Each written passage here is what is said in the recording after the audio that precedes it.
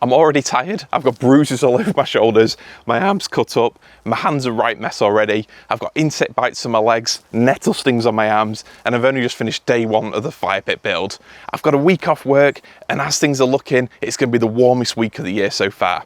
Mid-20s Wednesday, Thursday. Friday, it's going to be sweltering, probably 28, 29 degrees. Great for relaxing, probably not so great for starting a project like this, but I've got the week booked off work, let's get cracking. But firstly, just to ramp up the challenges, I'm also looking after Max and Remy for most of this week. They're still settling in together and they do get on really well most of the time. But there's times now and again when I have to act like a referee, so hopefully they'll be on best behaviour this week. Fingers crossed. Second thing is, just ignore all the weeds.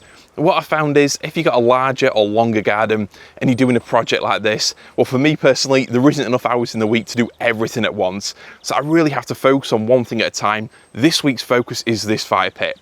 Obviously, due to the temperatures, I need to water the rest of the garden a fair bit, because at this time of year, if you water while it's warm, the growth of plants put on is just insane. So it's well worth doing. But other than that, this is going to be my main focus. And the second thing is, I've not built anything like this before. I've not even built a block wall. So this is definitely going to be my first attempt, and I certainly want to make sure I want to do a good job of it.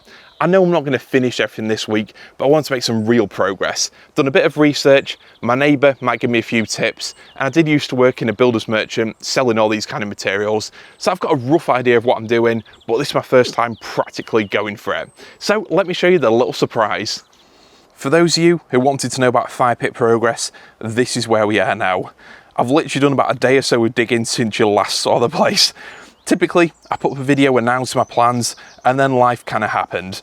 I got a chance for a load of York stone blocks, fantastic lumps of stone, but I had to cut through about 15-metre brambles to get them. They took a lot of trips.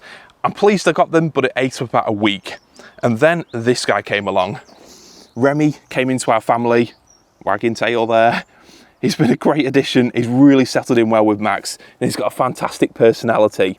Very naughty though, so he's certainly taken a fair bit of time. And then we had our trip to Wales, which was amazing. That was a beautiful week, and I'm pleased we went away. But there was another distraction. This one here, 290 litres. It's a monster pot for a monster plant. And to let you know what was actually inside it, well, can you remember my trip to Linden Nurseries? My local amazing nursery. It's got all kinds of different exotics. The main plant that jumped out at me there were those huge olive trees. Really incredible things. Not a plant I'd actually considered having in the garden, but Paul spoke to me afterwards and he said, if you really want one, I've got one that's got a bit of a lean to it. And it was well worth it, because I've now got it in the garden here. This, again, I planted a big tree without filming it, so sorry about that. But this took some real graft.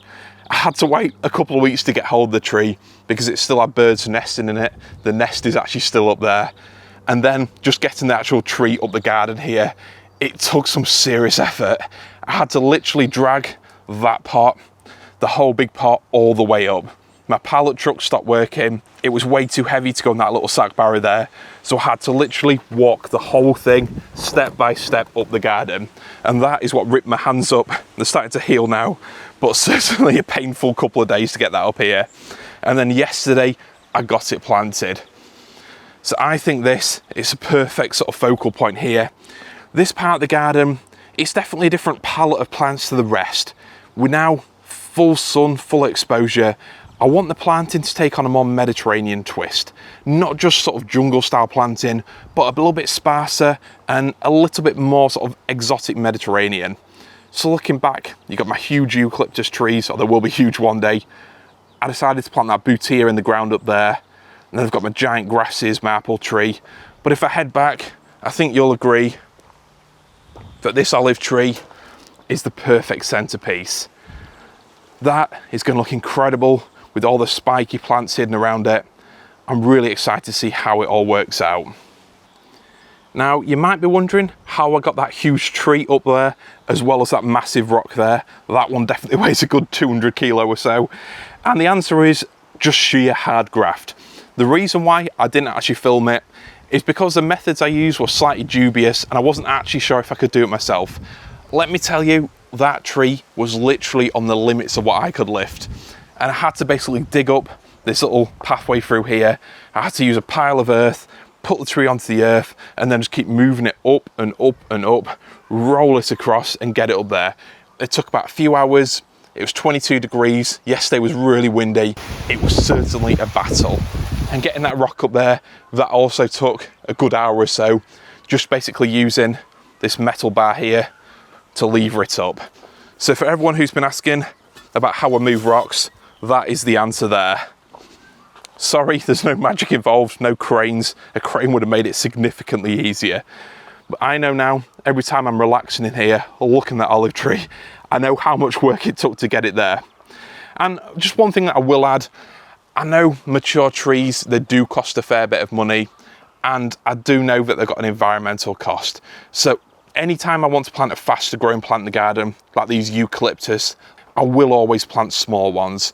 But something like this olive tree, you just can't get this character planting a small tree in the ground. And with plants like this, the hardiness is very linked to the actual size of the plant. So I'm hoping here, an olive tree, it's going to be a little bit of a borderline hardy plant, but I've given it the best spot possible. It's going to have great drainage raised up here. And if I start with a bigger tree, it's going to give it that edge. So I think that'll be perfect there. On those summer evenings, just seeing that light filtering through, that really will look fantastic. So I'm pleased to add it into the garden. It's going to be an expensive month, but I'm pleased that I've really gone for it and chosen the focal piece that will really set this whole area off. So I just wanted to say a massive thank you to Linden Nurseries. Paul even opened up early just so we could get the trailer in and get that olive tree picked up. So helpful, they really know their stuff. And I actually popped in again this past weekend for some smaller filler plants. And what I noticed is where they've sold through certain things, they've got even more exotic style plants in. Colocasia, coleus, there's so many bright, punchy and colourful plants there. So if you live in North Lincolnshire or South Yorkshire, that would be my nursery of choice. They've got so many amazing plants in. Before I get on with today's work, I wanted to give you a quick overview of some evolutions to the project. So as we head into the fire pit, I'm going to make this wall here a little bit wider. And that's because I'm going to line these walls with cobbles. The cobbles that I managed to acquire locally, I've got about 6 or 7 pallets of them. Those were originally going to be the floor of the fire pit. But I've since decided, following feedback, there was actually a comment left by Henry on my last plan video.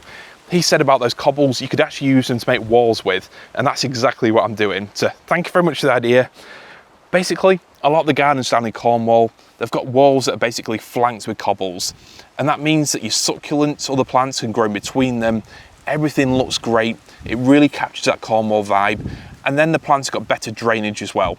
So that's what I'm doing for this entrance. I think that'll look fantastic. Heading into the main fire pit, you can see I pretty much dug out all around it. So today's mission is basically to get this fully dug out and get some broken slabs, some rubble, some crusher in to form a base for the foundations. Digging's been pretty easy, apart from this corner here, where it's actually quite flinty and stony. So the tool that's really helped me out is this massive sort of digging spear from Screwfix, 17 pound with a really sharp chisel edge. It takes some graft, but that can break through the flint like nothing else. So what I'm doing is piling up all this quite stony soil here in the middle, and that I'll keep that there to actually put back over the walls when they're complete. So today's mission, get everything dug out ready, and then tomorrow I'm going to start on the concreting. A strip foundation all the way around the outside of here, but leaving room for the entrance, and then this path up here. So this originally was basically just like an access path for working on that end of the garden. It's not really a path that's going to go anywhere as such, but I quite like the idea of a small path leading off into the distance, giving the impression that the garden keeps going. So that I'm going to dig it out a little bit more and have the same sort of cobble lining each side. So we're going to have blockwork structure around the main fire pit, so I've got something I can actually attach the benches to, and then more sort of rustic cobbled pathways leading off into the distance. Remy is doing a good job of ripping the weeds out, but there's plenty more for me to do. So that's today's overview. Today's mission starts now.